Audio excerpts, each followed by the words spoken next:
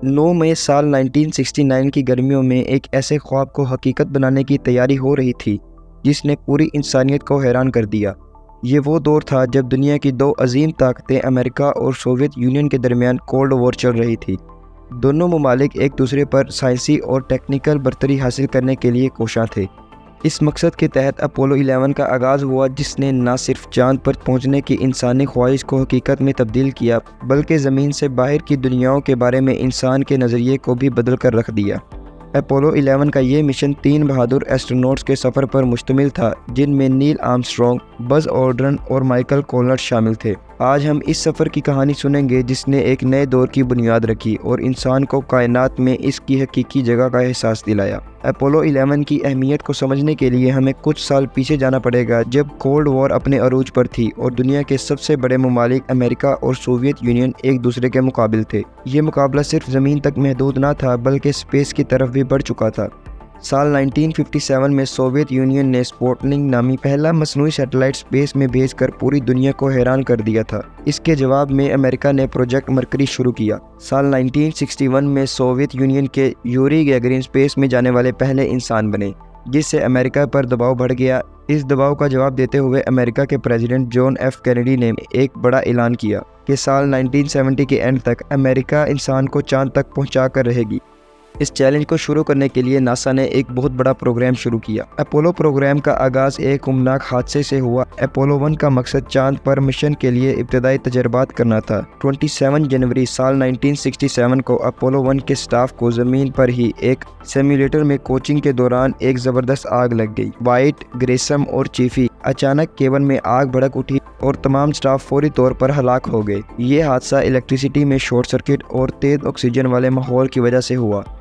اس حادثے نے ناسا کو حفاظتی اقدامات پر غور و فکر کرنے پر مجبور کر دیا۔ اپولو 1 کے حادثے کے بعد ناسا نے اپولو 2 اور 3 کے منصوبے کو ڈیلے کر دیا اور ان میں ضروری تبدیلیاں کی۔ دونوں مشن پرواز کے قبل ہی ترک کر دیے گئے۔ ناسا کو ان مشنز کے دوران یہ سیکھنے کا موقع ملا کہ ان کے حفاظتی نظام میں کیا خامیاں ہو سکتی ہیں اور کس طرح ان کو بہتر بنایا جا سکتا ہے۔ اپولو 2 اور 3 ناسا کے لیے ایک اور موقع تھے کہ وہ اپنے نظام میں بہتری لا سکیں۔ ان تبدیلیوں نے ناسا کو مستقبل کے مشنز کی کامیابیوں کی بنیاد فراہم کی۔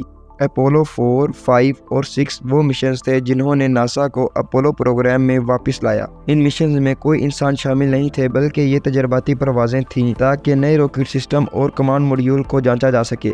اپولو 5 کو اس مشن میں لیونار موڈیول کے بغیر انسان کو اسپیس میں بھیجا گیا اور اس کے انجن کا ٹیسٹ کیا گیا۔ اپولو 6 کے دوران اگرچہ مشن کامیاب رہا لیکن راکٹ کے انجن میں کچھ مشکلات کا سامنا کرنا پڑا۔ ان مسائل کو دور کرنا ناسا کے لیے ضروری تھا تاکہ انسانی مشنز کے دوران کوئی خطرہ نہ ہو۔ اپولو 7 ناسا کا پہلا انسانی مشن تھا جو اپولو 1 کے حادثے کے بعد دوبارہ انسانوں کو اسپیس میں بھیجنے کی پہلی کوشش تھی۔ اس مشن میں 3 ایسٹرونٹس تھے جن کے نام یہ ہیں۔ اپولو 7 نے ناسا کو ایک نئی امید دی۔ یہ مشن ایک بڑی کامیابی تھی جس نے ثابت کیا کہ ناسا دوبارہ انسانی مشنز کے لیے تیار ہے۔ اس مشن کی کامیابی نے مستقبل کے اپولو مشنز کے لیے بنیاد فراہم کی۔ اپولو 1 سے اپولو 7 تک کا سفر ناسا کے لیے ایک سیکھنے کا عمل تھا۔ ہر ناکامی نے ایک نئے سبق کی بنیاد رکھی اور ہر کامیابی نے ناسا کو چاند کی جانب ایک قدم اور قریب کر دیا۔ یہ وہ تجربات تھے جنہوں نے ناسا کو اپولو 11 کے عظیم کارنامے تک پہنچایا۔ دسمبر 1968 میں اپولو 8 کے کامیاب مشن کے بعد ناسا نے چاند پر اترنے کا حتمی فیصلہ کیا۔ اپولو 11 کی تیاری میں بڑے پیمانے پر منصوبہ بندی اور تجربات شامل تھے۔ ناسا نے ایک راکٹ تیار کیا جو اب تک کا سب سے طاقتور راکٹ تھا۔ اس کی ہائٹ 363 فیٹ تھی اور اس نے اپولو 11 کو اسپیس میں بھیجا۔ اس مشن کے لیے 3 بہترین ایسٹرونٹس منتخب کیے گئے: نیل آرمسٹرانگ، بز آلڈرن اور مائیکل کولنٹ۔ نیل آرمسٹرانگ اس مشن کے لیڈر تھے اور بز آلڈرن ان کے ساتھ قمری موڈیول میں اترنے والے دوسرے ایسٹرونٹ تھے۔ مائیکل کولنٹ کا کام کمانڈ موڈیول کو سنبھالنا تھا۔ ان تینوں نے کئی مہینوں تک مشن کی تربیت حاصل کی۔ زمین کے سائنٹسٹ اور انجینئرز نے ایگل نامی قمری موڈیول تیار کیا جو چاند کی سطح پر اترنے کے لیے خصوصی طور پر ڈیزائن کیا گیا تھا، اور آخر کار وہ دن آیا جس دن اپولو 11 کو لانچ کرنا تھا۔ 16 جولائی سال 1969 کا دن تھا جب اپولو 11 نے اپنے عظیم سفر کا آغاز کیا۔